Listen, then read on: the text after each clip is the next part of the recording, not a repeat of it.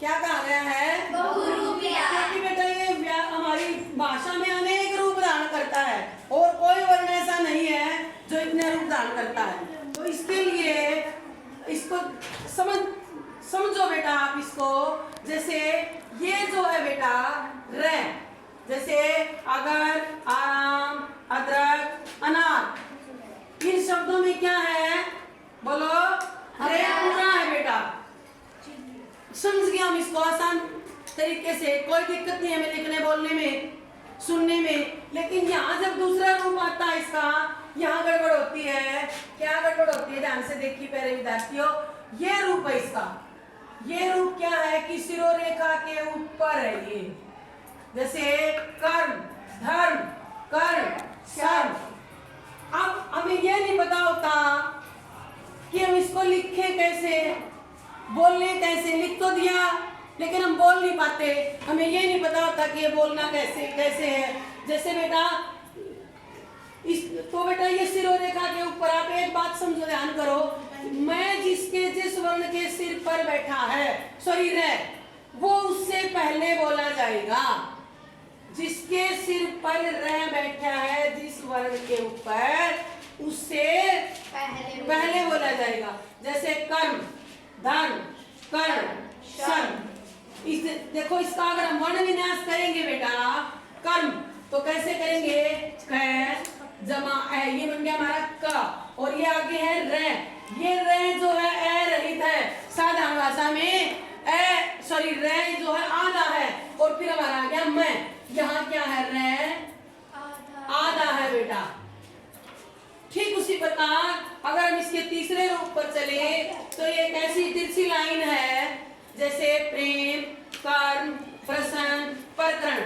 लेकिन यहाँ क्या होता है कि अब आप देखो, रे पे को सिर पे उठाए हुए है, यहाँ कै को सिर पे उठाए हुए है। तो बताओ पावरफुल कौन है, शक्तिशाली कौन है? रे। बेटा वो शक्तिशाली है तभी तो उठा रहा है उसको। तो यहाँ हमारा रे जो है पूरा रे है बेटा। तो इसका अगर हम वर्ण विन्यास करेंगे कर्म का, तो कै जो है हमारा ए रहित है, यानी साधारण भाषा में कहें तो कै हमारा आधा है और रे हमारा यहाँ पर पूरा रे है, सहित है। और ये मैं ये बनता हमारा कर्म। तो ये इन दोनों शब्दों में अंतर हुआ। एक और शब्द है मेरे विद्यार्थियों जिसका को लगभग गलत लिखा जाता है। देखो क्या है, इसीलिए क्योंकि हमारा कंसेप्ट क्लियर नहीं है। एक शब्द है बेटा आशीर्वाद। देखो इसको ऐसे भी लिखते हैं। अब आप खुद बता दोगे मैडम कौन सा सही है कौन सा गलत है जी, आप बताओगे।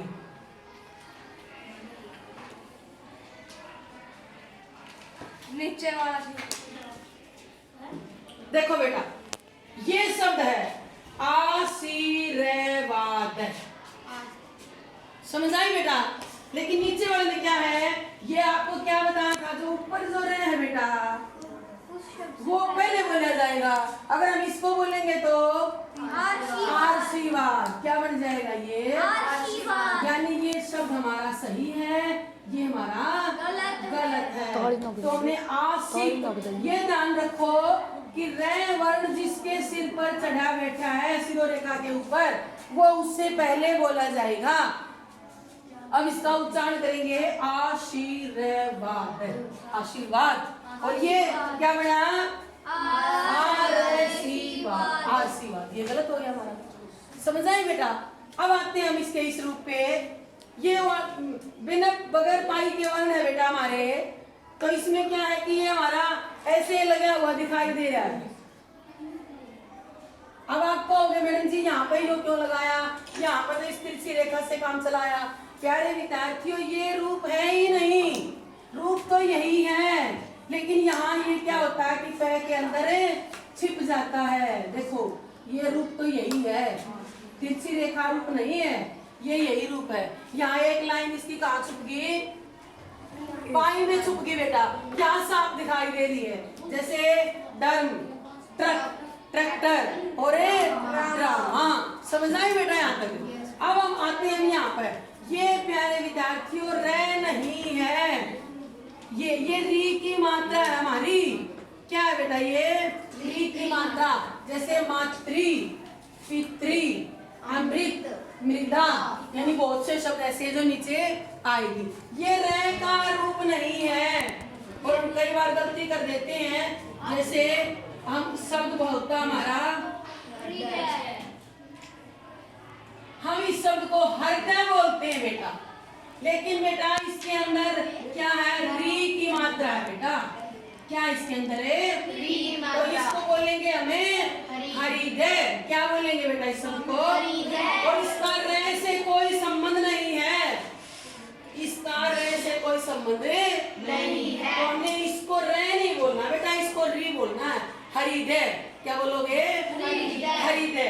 तो ये रे में नहीं आता बेटा, ये री की मात्रा है।